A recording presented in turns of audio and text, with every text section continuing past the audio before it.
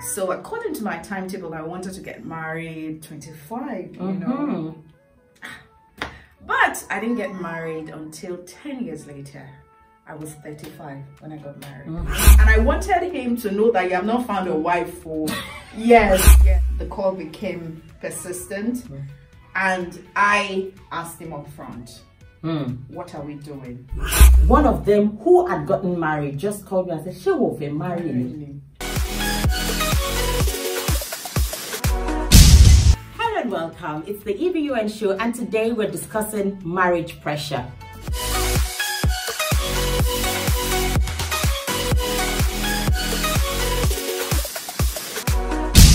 Marriage pressure is real, and this our agenda. It just appears as if there is timetable for everything. Time to start seeing our period, time for our ukwa inya to shoot out, time for mastery of the kitchen and cooking, time to get married, and time for childbearing. And it looks like if you don't do it at that time, something bad is really going to happen. And that is why we're dedicating this episode to the topic marriage pressure. I have with me on the show today Ayanfeoluwa Wole-Ojo. I'm tempted to say Ayanfeoluwa Lawa, but nah, she's married. She is the lead coach at Queen's Diction. But you see, okay, let me not say much. Let me bring her on. Let me bring her on.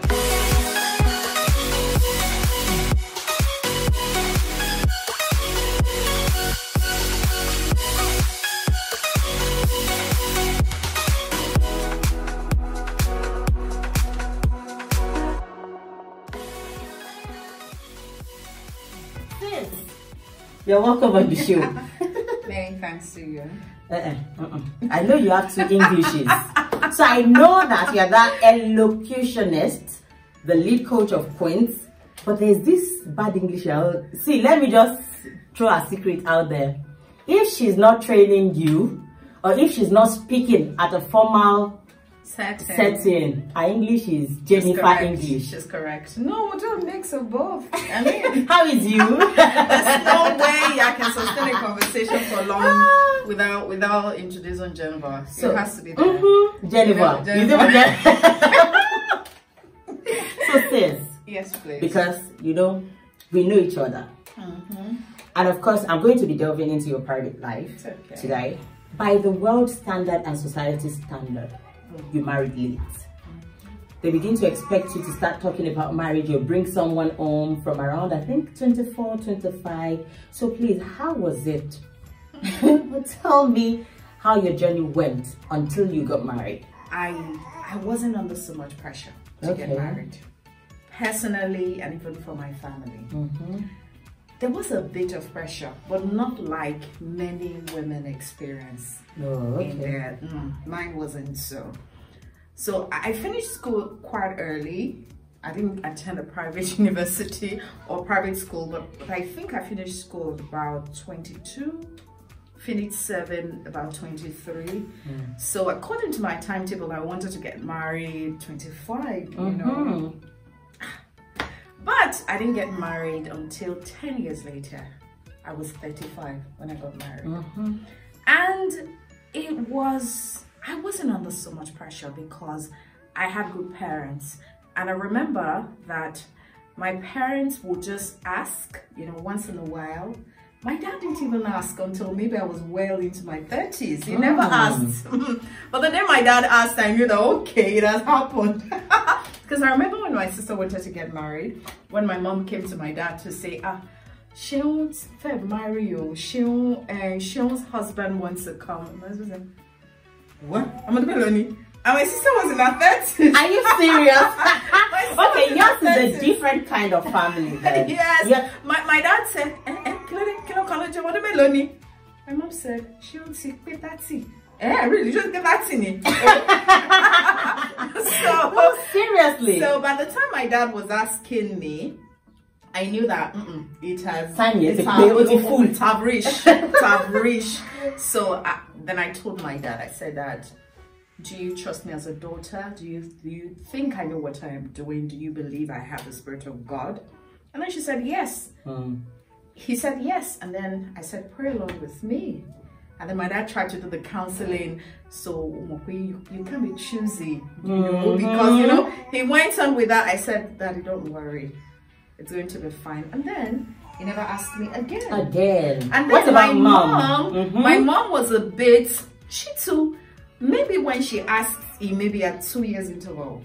You know, my mom is not. My not mom the every time you visit, oh, Mokawale, you've not brought your husband home. I could count. Maybe my mom didn't ask me more than 3 times. Oh. And she would just ask to say, oh, so that I would know. What is going on? Of course, they knew that I wouldn't be dating without bringing the person home. They knew I would tell them. So my mom would just ask to say, how is it? How is it? So mine wasn't so much pressure. So there are 2 types of pressure, external and internal. You said you didn't have any kind of pressure. Thanks to good parents who understood that pressuring their children would not bring anything good out of it. But how did you do it?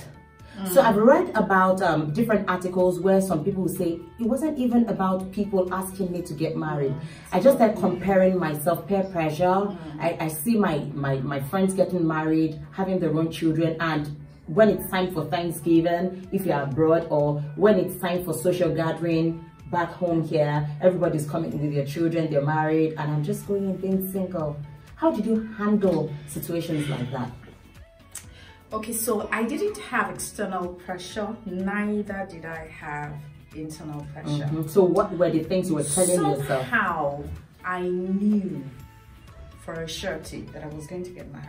I knew. You're just sure. I knew I was but going to get married. You were not afraid that your nights are how will I interpret the English person? Yeah, the nights we clock.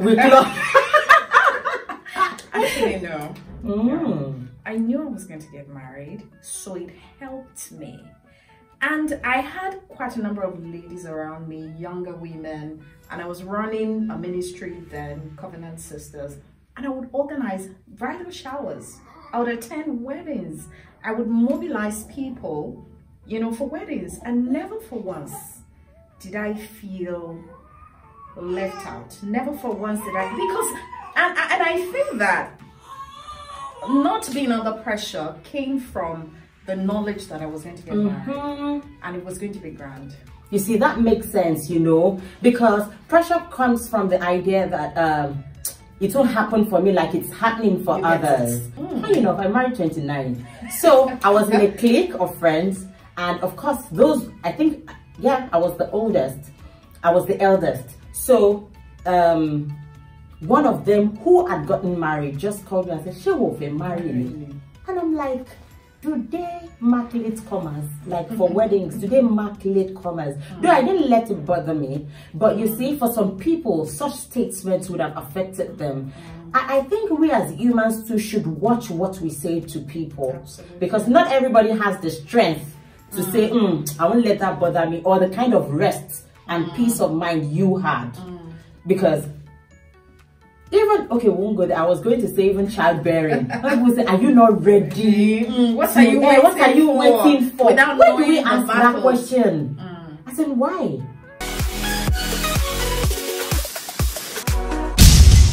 So now you met your husband at 35. Was that 35 you met him? Yes. Or 34? 34. 34. How did you know he's the one? Because they say, when you are old like that, before you get married, it's either you are marrying a divorcee or you are being a second wife to somebody that you can't marry a single guy. How did you meet your husband? Like, how did it happen? How did you know, okay, this guy is the guy at this age? Okay, so if we're going to we'll be here forever. Just we'll be here forever. Summary. And I met my husband via a family friend. So was he a matchmake? Yes, it was. It was. How come I'm just knowing that one? You didn't know? I didn't know. But I told you. Did you? Yes, I told you. You're not see. Oh yeah, let's go on. Let's go on. Okay, so I went to my pastor, Pastor Shimolabody, of course, to tell her about another brother who was on my case. And then, of course, I just went to her to say, okay, this guy, but I don't think it's the one. I know it's not the one, but it seems right. It seems right. Everything seemed right. But I just knew that he wasn't the one. And then Pastor Mrs. was counseling me and then saying, okay, pray more. You know, she just counseled me, you know. And then as I was on my way out, this family friend called. Of course, elder, closer to my parents. He wasn't even close to me. And then he just called me and said, oh, myself and your mom were talking. My brother was about to get married then. So my mom gave him my brother's invitation card. Okay. And then he asked that, oh, how about Ayanfe? When is Ayanfe getting married? And my mom was like, I don't know. She hasn't brought anybody home, so I don't know. And then he said, and I have a brother. And so when he called me, he said, oh, so I was having a discussion with your mom, and then I just thought, it just crossed my mind that I have a brother, and I just want you guys to be friends. I'm not saying that Mario and anything serious. So, you know, that's the format. Yeah. I'm not saying anything should happen. I'm just saying that, you know, when you know people, it could be for any reason. I was boiling. I was angry because I have never been for matchmaking. I don't subscribe to it. It has never been my thing. But I was more angry that why would my mom discuss my personal life with this person? I wasn't comfortable. In fact, I wanted to tell the man that no, don't give my number. So the man asked, please, can I give your number to this person? I wanted to say no, but because I wouldn't be rude to an elder, and I know my parents hold him in high esteem, so I had to say, okay, no problem. I give your number to this person. I wanted to say no, but because I wouldn't be rude to an elder, and I know my parents hold him in high esteem, so I had to say, okay, no problem. I dropped the call and I was fuming. I was angry. I told Pastor Mr. I said, Mommy, now. Mommy, what? So I was speaking all the Englishes I knew to speak. And then she said, hey, calm down. You know, she was the one who calmed me down to say, and let him call. There is no, I said, no. So I meant this guy like, okay, call me. But there was. Oh, sis, and I know you. Sis, if sis as her. So I wanted to give this guy attitude like, you queen of, if you want to give somebody attitude. So I was hoping to give him attitude. Bad one. Bad one, like, you know, monosyllabic responses that this guy wouldn't call again. But I didn't even know why I was happy. You know, I was looking for a husband. You know? The truth is, I wanted to get married, but I was also thinking of giving an eligible suitor an attitude. I can't be. I think it was a matchmaking thing. And funny, he didn't call for another 3 weeks. He didn't call me. And when he would call, immediately I saw the number, I didn't even, so I picked it and then I said, oh, sorry, my name is so. I got your number from so. I should have called before now, but I was on a missions trip and I just got back. I was on a missions trip to India. I just got back and I still gave the attitude because I was monosyllabic, but I was friendly. But I wasn't so, but because he's a talker, you know, he knows exactly how to bring the gist out of you. We started speaking and before I knew it, the call became persistent and I asked him up front, what are we doing? No time to waste. No. They say as you grow older, you know exactly what you want. I'm not even sure we spoke for up to 2-3 weeks, maybe 1 month before I said, what are we doing? What do you want? You know, and then my husband said to me that I just want us to be friends. I said, I don't do friendship on this level. It's getting... Some other people will say, you're being desperate, asking within a space of 2 weeks. It's not desperation because I'm not even sure if I wanted to get... I saw that my emotions were getting involved. I don't even know if this is someone I could marry.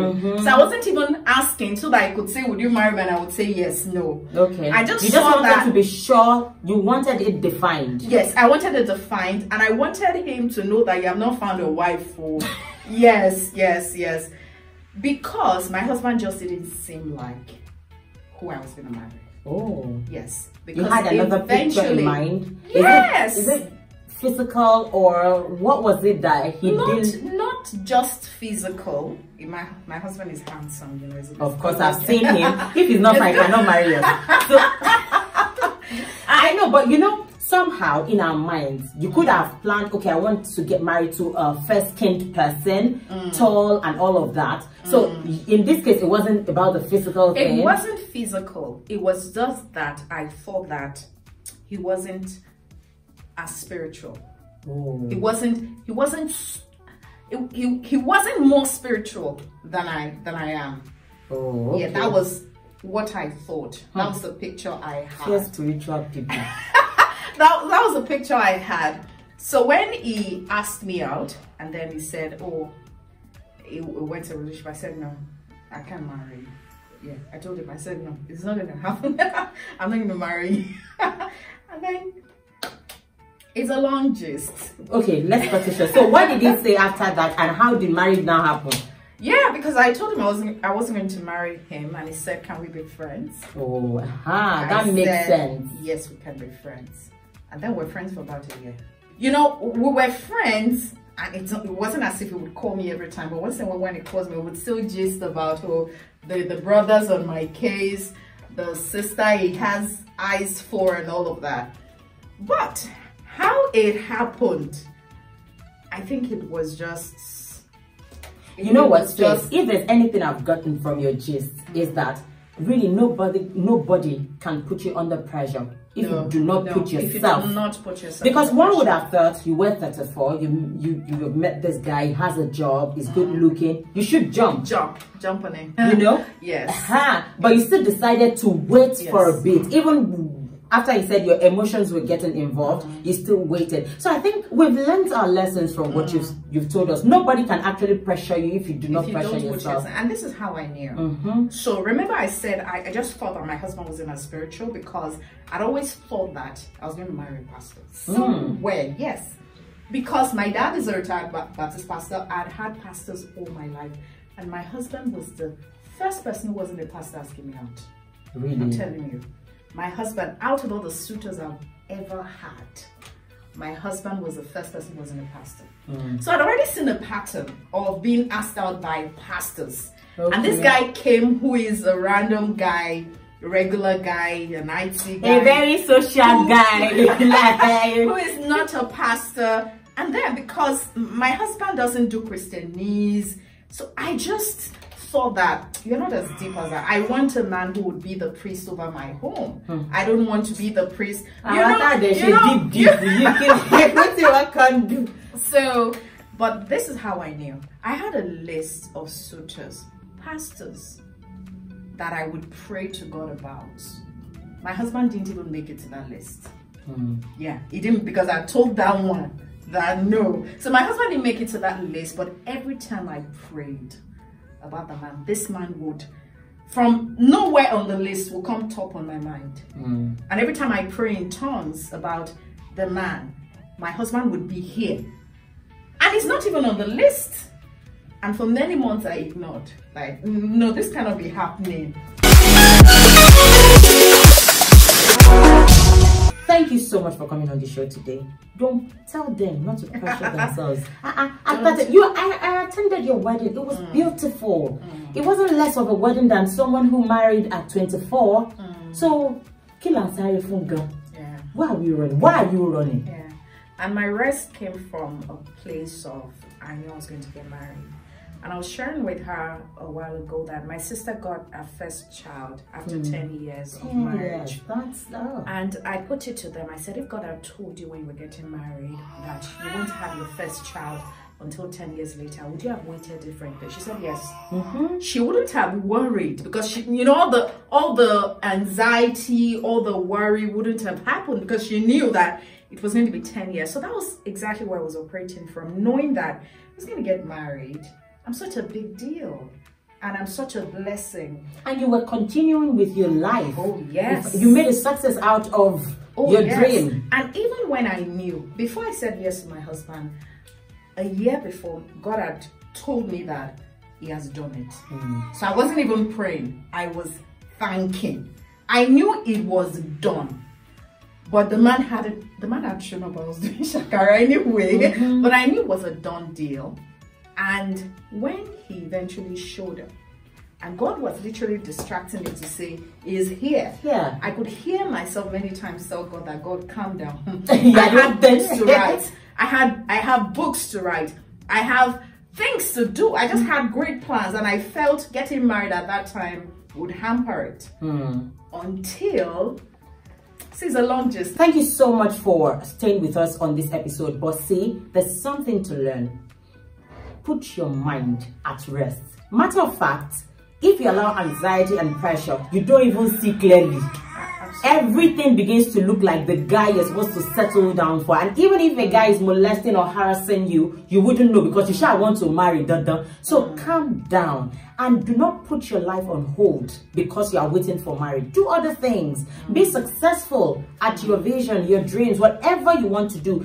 Distract yourself. You're not going to even know, say the guy don't come when he comes. I'm telling you, and here is my final word. Things are not always how they seem. And many times we are out for the packaging. We are attracted by the packaging, but it's much more about what is inside the packaging than the packaging. Remember how I said I thought my husband wasn't a spiritual? So eventually, when I knew that this was the guy, and then we started courtship. And then, of course, we had prayer session. You know, the first prayer session my husband and I were going to have, when my husband started praying, of course, I've never heard him pray. When my husband started praying, I was looking at the time. Even prepares for the pastors. I was looking at the time. The guy went on and on. I was like, what's happening right here? It was the first shocker I got about. This is a man I felt isn't as spiritual. I do not even pray that long. Because I remember I had led prayers earlier. I led prayers first, then second day it was his turn. My husband, and also the prayer session, I was like, God. And then you misjudged him. Yeah, and starting to date my husband or court him, I realized that I would have missed out on the biggest deal of my life because I thought it was. Thank you, sis, for coming on the E.B.U.N show. And of course, you must have been hearing some sound. I had nowhere to put my daughter. Ayanfeoluwa is a co-host on the show today. Yeah. So please join us again next time. Do not forget to subscribe to this channel, hit the notification button, and please tell a friend who needs this. Bye. Bye. I hope you've had individual shots. No. That's what I'm trying to say. That's what picture Thank you, sis. That's a lovely one. As in